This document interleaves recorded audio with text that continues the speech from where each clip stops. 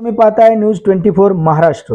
पिंपरी चिंचवड महानगरपालिकेने 2025-26 या आर्थिक वर्षाचे 6,256 कोटी 39 लाख रुपये आणि केंद्र व राज्य शासनाच्या पुरस्कृत योजनांसह एकूण 9,675 कोटी 27 लाख रुपयांचा अर्थसंकल्प महापालिकेचे प्रशासक आयुक्त शेखर सिंह यांनी स्थायी समितीला आज सादर केला आहे। पिंपरी चिंचवड महानगरपालिकेचे हे 39वे अंदाजपत्रक सादर करण्यात आले आहे। पिंपरी चिंचवड महानगरपालिकेच्या 2025-26 या अर्थसंकल्पामध्ये नागरिकांचा विशेष सहभाग घेण्यात आला आहे। नागरिकांच्या एकूण 2,279 सूचना प्राप्त झाल्या होत्या, त्यापैकी 786 सूचनांचा या अर्थसंकल्पात समावेश करण्यात आला आहे।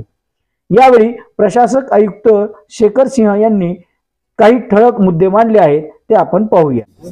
आज रोजी जे आपण 2025-26चा पिंपरी चिंचवड महानगरपालिकाचे बजेट जे आज अप्रूव्हलसाठी महानगरपालिका सभा आणि स्थायी समितीच्या मार्फत जे अप्रूव्हल देण्यात आलंय, त्याच्यामध्ये पुढच्या वर्षी महानगरपालिकाच्या स्वतःचा अंदाजपत्रक 6,256 कोटीचा आणि त्याच्यामध्ये UTF निधी, फायर निधी, केंद्र शासनाची निधी, ओपनिंग क्लोजिंग बॅलन्स सगळं मिळून त्याच्यामध्ये जवळपास 9,675 कोटी असा बजेट आज रोजी प्रेझेंट करण्यात आलेला आहे।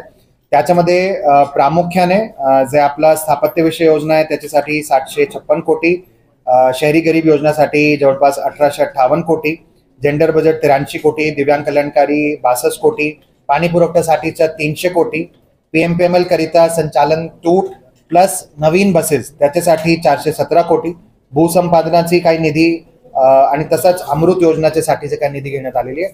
याच्यामध्ये कोणता कर मध्ये नवीन कर वाढ आपण तशी काय प्रपोज केली नाही। मागच्या वर्षी पण आपण स्टँड आपला क्लिअर केला होता। ड्रोनचा आपण सर्वे सुरुवात मागच्या बजेटमध्ये संकल्पना मांडली होती। यावर्षी ड्रोनचे सर्वेचे मुळे जवळपास 2.5 लाख नवीन प्रॉपर्टीज आपण शोधली आहे, ज्याच्यामुळे आपली चालू मागणी जवळपास 350 कोटीने वाढली आहे आणि त्याचे एरिया जवळपास 850 कोटीने वाढतील। त्याच्या सोबतच LBT लोकल बॉडी टॅक्स जे आपला GST चे येण्याच्या आधीचे जे LBT चे एरियाज आहे त्याच्यासाठीची अभय योजनासाठीचा आपण राज्य शासनाला प्रस्ताव पाठवलाय आणि ते मंजुरी सुद्धा राज्य शासनाचे मार्फत मिळणे अपेक्षित आहे। याच्या व्यतिरिक्त मागच्या वर्षी आपण जे म्युनिसिपल बॉन्ड काढला होता त्याच धर्तीवर ग्रीन बॉन्ड हरित सेतू प्रकल्पासाठीचा 200 कोटीचा ग्रीन बॉन्ड, त्याच्यामध्ये 20 कोटी केंद्र शासनाची निधी अपेक्षित राहणार आहे। याच्या व्यतिरिक्त नवीन एरियाज मध्ये नवीन DP रस्त्यावर आपण विशेष भर दिलाय। 34 रस्ते जवळपास 800 कोटीचे आपण या बजेटमध्ये घेतले।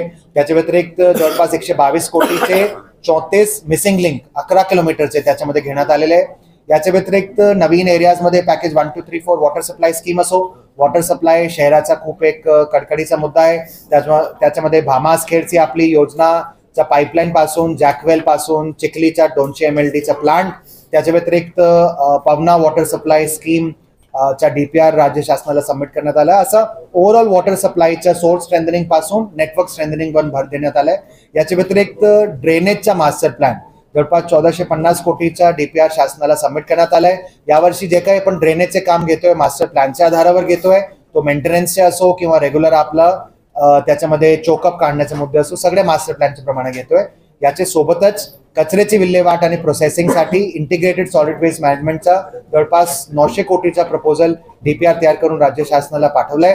ज्याच्यामध्ये 1500 टन पर डेचा material recovery facility, 1000 ton per डेचा 27 मेगावॉटचा वेस्ट एनर्जीचा प्लांट, 375 टन पर डेचा वेस्ट टू बायोगॅसचा प्लांट आणि 300 टन पर डेचा वेट वेस्ट टू बायोचारचा प्लांट त्याच्यामध्ये प्रामुख्याने आपण घेतलंय।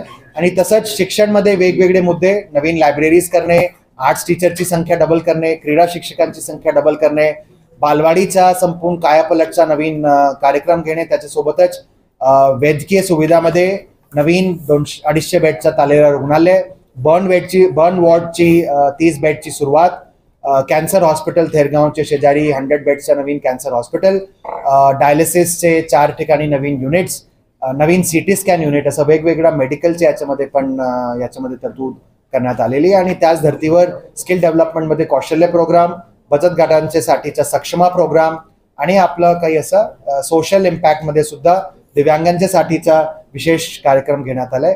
मोठे प्रोजेक्ट मध्ये संविधान भवनची या वर्षापासून आपण सुरुवात करतोय.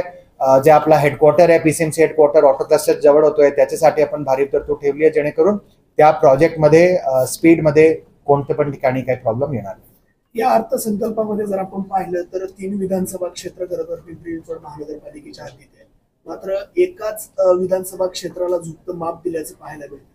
ओव्हरऑल सिटीचा विचार करताना वेगवेगळे एरियाजची डेव्हलपमेंट नीड्स वेगळी असतात, वेगवेगळे एरियाजचा डेव्हलपमेंट कर वेगळा असतं आणि वेगवेगळे एरियाजमध्ये डीपीचे रिझर्वेशनचा, रोडचे रिझर्वेशनचा, डेव्हलपमेंटचा पर्सेंटेज वेगळा असतो. त्याचा विचार करून, नवीन डेव्हलपिंग एरियाजचा विचार करून, पॉप्युलेशन ग्रोथचा विचार करून, ट्रॅफिक कंजेशनचा विचार करून, सगळ्याचा विचार करून आपण त्याच्यामध्ये समावेश ओव्हरऑल सिटीच्या सर्व एरियासाठी घेण्यात आलेला आहे.